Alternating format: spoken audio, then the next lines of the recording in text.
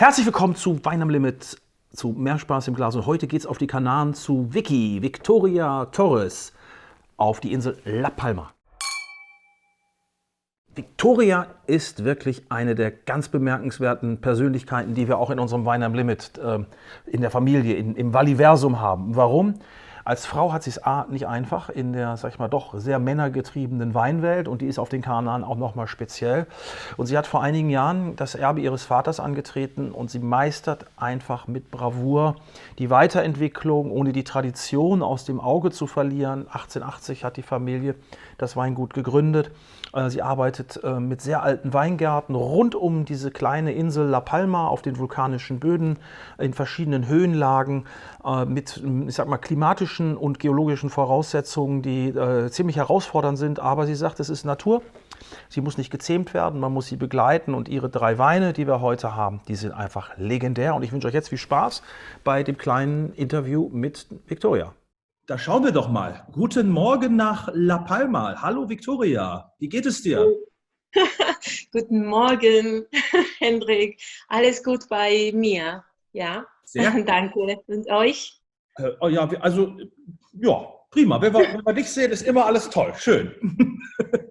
Nein, schön. Aber I think we now switch to English. I know you do speak a little German. I understand you're kind of in a rush. You're in the middle of harvest, and I understood by talking to you a little bit beforehand that it's very hot in La Palma. It really is. We are now in one of the worst weeks we have had this year, and we have had already a few over 40 degrees, and that in the middle of harvest also complicates things more and more. Yeah. Yeah. So, okay. What is the answer? What can you do to? I mean, because of course it's a constant, not battle, but it's a constant challenge dealing with nature. How do you slip away with it? I don't think I can adapt quick enough to those changes coming. So, Hendrik, at the moment we have such a dry season. I mean, this year we got 80 liters in the whole cycle in many areas. So, and the year before was only over 100, and the year before was. So now our plants are really in a very extreme agonic situation. So. Okay. I was thinking for some time, it's something that we've been seeing coming, whether irrigation would be a solution for us or not. And, water, resource, all that kind of conflicts. Now I cannot choose. I mean, there is nothing I can do except irrigating, trying to emulate nature. And so that's it. And harvest time, well, picking very early in short times. Get up very early in the morning. Okay. Well, we were so happy to receive the wines, and obviously you have a lot of fans in this country. And this is let's go through the 3 wines which we are showing. You're working very Canarian and Las Palmas style, I would say. Very authentic. You inherited basically the gift of winemaking from your family, from your father, and you've been a family business since 1880, I think. And you're keeping very much with tradition. But so this is a new wine, Las Rosas, and it's called a Listan Negro. Yeah, the variety there is Listan Negro, Hendrik, and the Listan Negro would be like the most common red variety in the Canaries, except in La Palma. Mm-hmm. So you have all those different expressions of Listan Negro that probably are well known by some of the people that is watching from Lanzarote, from Tenerife, especially Gran Canaria, etc. And that wine, I had the chance to make that wine in 2018 because the grapes from that wine are not farmed by myself directly, but by 2 of the young wine growers that I've been working with for a long time already. Mhm. And it's Listan Negro from my village. So it was a great joy to be able to vinify those and keep an eye on those vineyards through the year. Mhm. And that's exceptional because as I mentioned before, dryness is to an extreme, and those plots already were like marginals crops. Yeah. I mean, see, so now I don't think I will be able to make that wine again for a long time, I'm afraid. Wow, but well, you didn't make a lot of bottles, obviously.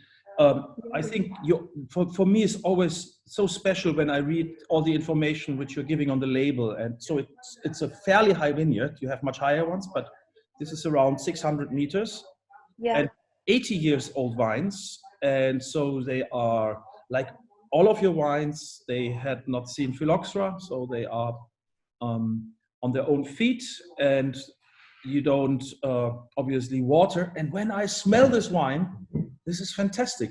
It's at the beginning is a little gamey, I think. It's a little bit like when you just cut a venison and put it into pieces, and you get this kind of a bloody and a kind of red beet character. But this reminds me very much of a very spicy tomato ketchup in the nose. Like, oh, nice. But there's herbs, and there is always this spicy note in this wine. So coming back, my question about this wine is this seen as a more normal variety, and you're basically proving the point that you can make something very special from this? Well, it's not so common in La Palma, and I wanted to work with that great popular variety in the Canaries as well, and maybe in contraposition also to the Negra Mol. So that was the impulse, but the main impulse always, Hendrik, is to make wine out of a landscape, and in this case, I know so well that landscape, so well. It's like when I'm at my parents' house and I look down to the sea, that's the area, the southeast and the rocky area, the windy one, and changing from because there are 4 plots, all like in a scale up to the 600, from the 400. So the soil is changing as well, and it's so fun, so fun to do that. What I think about these wines, this wine, and especially the wines you produce, are postcards from La Palma. Kind of a liquid postcard, So it's very unusual. It does have some bitterness in the back taste, so it's nice with food.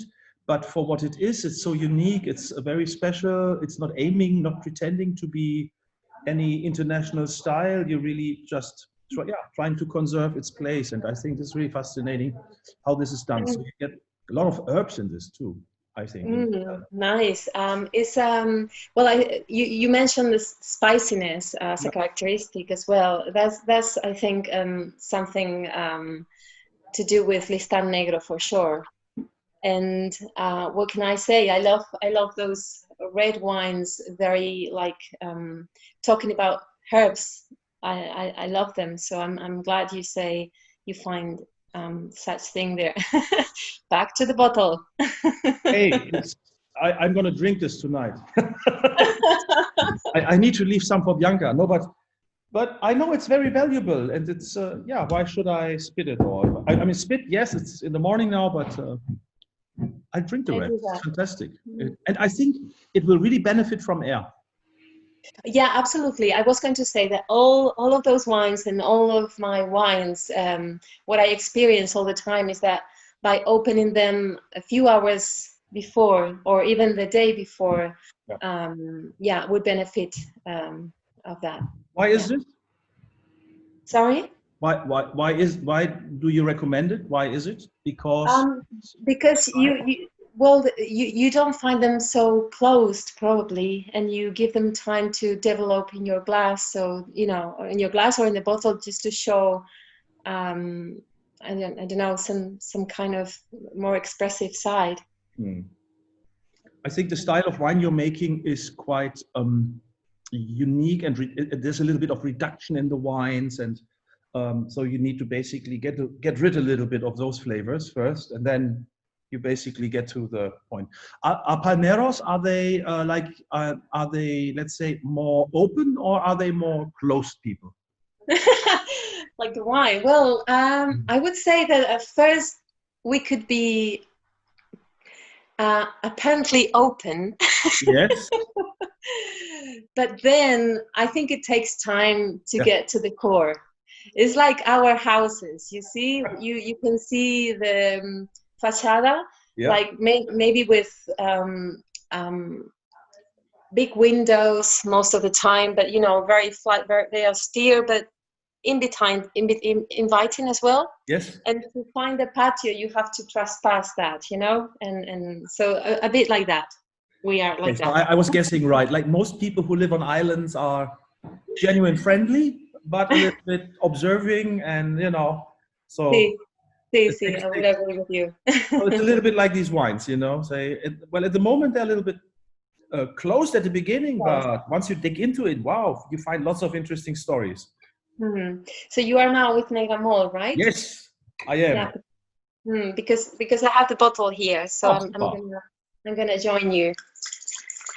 This comes from different plots. See, like well, this is Negramol. This is a classic. Yep. Just to say so. And so I keep making this wine, following the fundamental idea that my father used to follow with this, with some changes, of course. But the idea was to the Negramol is the most common one, and you find this variety in every altitude, in both vertientes and different soils, exposition, etc. So it's great to make such wine, like area zone by zone, and in the end make a wine out of this. It's what I called Vino de Isla as well, because for me it's an expression of the island, and it's a very traditional, I think way of probably. I said to myself I was going to open those wines earlier, but as usual, in a rush, so only. Okay. No, but what I think, it is a little bit more approachable from the beginning than the Das Rosas. So this Negramol, and I've had some Negramols from other islands, from the Canaries, and in other styles. Sometimes it becomes very much like a gummy style, very fruity, very, let's say, pimped up, but let's say a good vacation wine. But this is obviously very different. This is I wouldn't say it's serious, but it's maybe sincere is the word. So this is, I think, different from what I know from what I personally know from most Negramol. It's more a classic wine.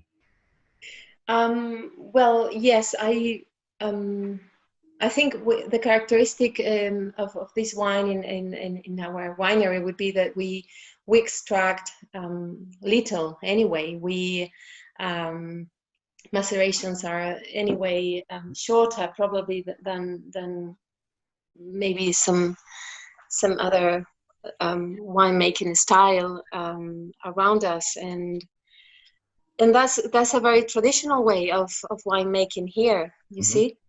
And to me, it's always been a kind wine,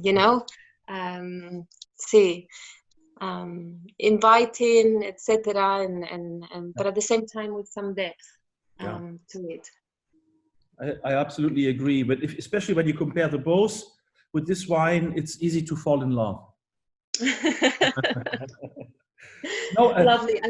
See, I just wanted to say that I like the vintage 18 very much as well. I find it fresher probably than 17 and 16. And maybe I just lost memory of the previous ones, but I'm yeah, I like this profile of a fresh Negra malt. I think it's a real beautiful wine, as it's so unique. It's in its style, and when you dig into this and think of certain kinds of food, you can have it with nice people. This is a nice wine to celebrate in the evening. It's not a loud wine. It's a little shy, but it's very soft. It has as you were saying, a gentle soul. And I think you're right. It just seems to be a little bit more pungent, a little bit more darker. Sehr schön. So, do you source from? It's always the same vineyards you source, or you go for different vineyards? Yeah, they are. The exception here, and I think it's important to communicate that again. Coming back to this climate situation, I'm working in the same plots for years already, but you know, we are being hit by you know, the climate. So sometimes I cannot make wine from some of them because of that. So that's more and more the case. Who's Of course, mine, Hendrik. Okay.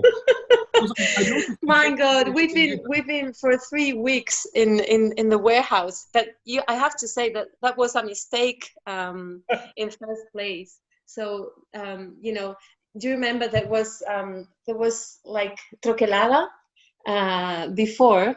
Yeah.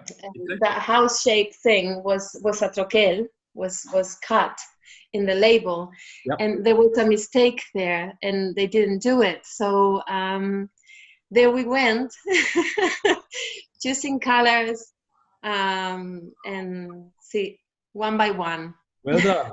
So I think if you're in trouble at any time in your life, the police officers just need to buy the wine from you, and then they have your fingerprints. Very good. So coming from the Las Rosas, from the, let's say, herbal, tomato-driven, tomato flavor-driven wine with a good tannin and strong wine, to the Negra Mole with a gentle soul, with a very fine, very elegant structure. Now, this is one of your masterpieces, I think. Thank you. Malvasia. From 130-year-old vineyards. Yeah. Sorry? Were these planted by your ancestors, these vineyards? They were, yeah. And but you know, the way that we reproduce plants is by apodo or margullo, yes. So using a branch and bearing the branch, etc. So that's how we replicate. So there is a variation of age, but the same genetic material. Thank you. I think it's a way of like a Masal selection, where you basically using the vine, to reproduce. And I've heard people saying that Masal is the most challenging thing, because you have to observe the vineyard, you have to know where's the best vines.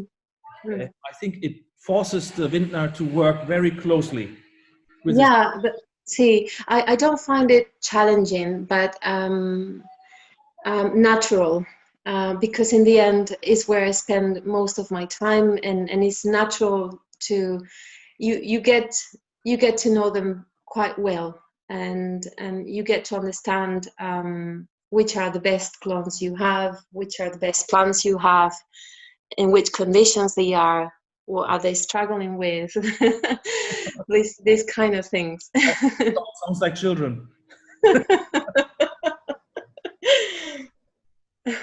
Wow. So Malvasia is again in my village in Fuencalientes. That's the south of La Palma. Yes. And now we are in the west side. First wine was growing in the east side, very windy one, so very influenced by the alisios, by the winds coming from the ocean. And this is the contrary. So that's on the other side of the mountains. Mountains, please understand, volcanoes here. and these are the slopes of volcanoes. And so the material here, well, the rest is the same, but here purely ashes, black ashes, and very, very thick. And this is an area, very dry area anyway. But Malvasia, I'm telling this more and more often, amazes me with its capacity. It's so resistant, so resilient, so adaptive. It's beautiful, in the vineyards and also in the winery. So I'm making these dry wines since 2014, first vintage. Before that, we only produce it for or use it for naturally sweet wine, which is like the classic way of producing here, Malvasia.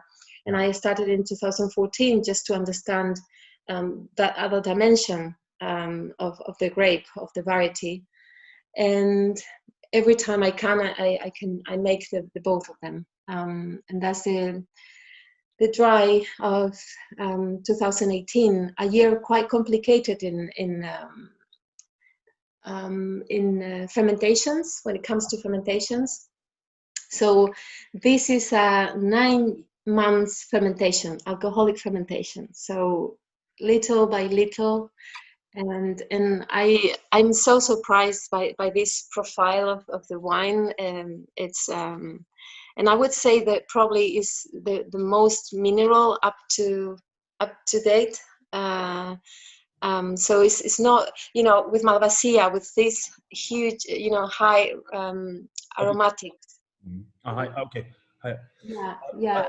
I am absolutely convinced that this is the best for me in my because I like very much mineral wines.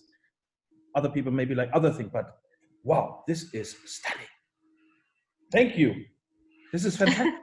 This is it's almost, I'm missing words. It's so, there's a lot of people doubting that there is minerality in wines, but when you sniff here, it's like oyster shell. It's like kind of salt and minerals, stones, wet stones. Yeah.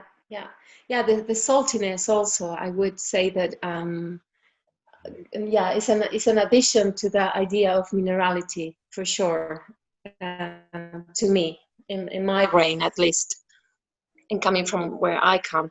And in this case, with this vintage, I think minerality in a way is more present in all the wines. So you have the range of fruits are not so there, I guess, but it still is a very defined. I find myself.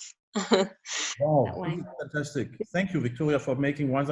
It's a very it's a silent wine, kind of. It's not loud. It has so much to offer, so much complexity.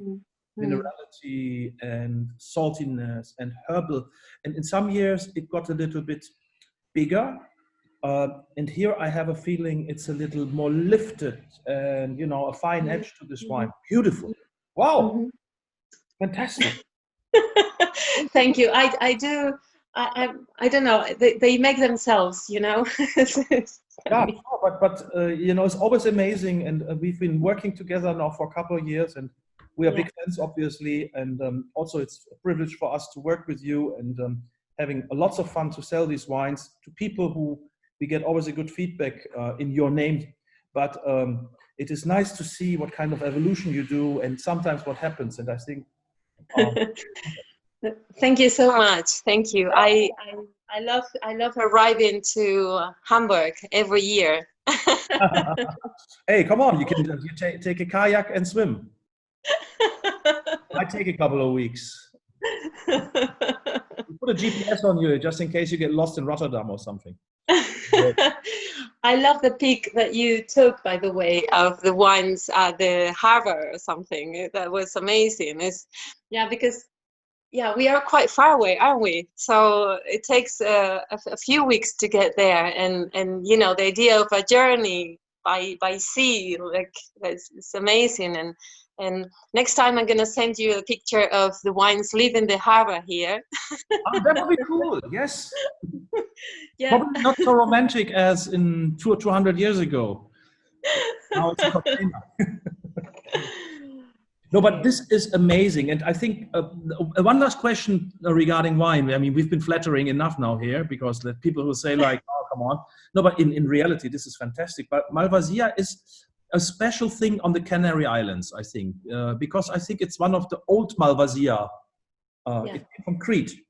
Yeah, exactly. It's the historic Malvasia. So Malvasia is already one of the more antique ones, as I believe, and it's the Mediterranean one, making all that beautiful journey through different countries in the Mediterranean, coming to this Atlantic side at one point. So we have a nice story with Malvasia that presumably arrived through Portugal islands to us, and adapted here, and very being one of the main varieties here centuries ago, and now in places like Fuencaliente in Los Llanos Negros, being like very well represented and that's not so common anymore. So that's very, very unique. Hey, I know I need to let you go now to work, but I appreciate that you got up so early for me. For us. And I hope, despite all the queries and challenges, that you still can enjoy, because I know it's the most important time for any kind of producer in the world. But because of so much work and labor, it's very labor intense. At the same time, it must be very much the reward of what you've been doing the whole year. Absolutely. It's despite the, some days, most of the days are fantastic days, but some of them with problems, of course, you get a bit stressed, but not forget always, it's a joy, we are harvesting today when you think that this plot and, it's the reward of a year, of course. Yeah. And for you all to know, I have at the moment Malvasia fermenting at the moment from the 2020. And so this is the earliest ever registered harvest. We started it the 4th of August. Yeah. And that's going to be, and I'm starting this weekend in the north as well. So at 1,300 meters. So normally that's end of September. So this is so crazy different. See. I can see, just, because you have vineyards all over and you have to observe at different climate, the different altitude. I think in our portfolio, we work with 55 people all over the world, but I think you have one of the biggest tasks and biggest challenges in terms of altitude, climate, and well, probably being an island like this, probably it's a small continent on its own, and with this huge range of altitudes, etc. And I do that because of curiosity, of course, but also because it enables me to work on my own or with a small group of people and have some space in between of the work that I do, pruning or harvest or whatever. Yeah. I think your wines are postcards from La Palma, and I hope one day Bianca and I are able to celebrate White Carnival with you. Oh yes, we celebrate that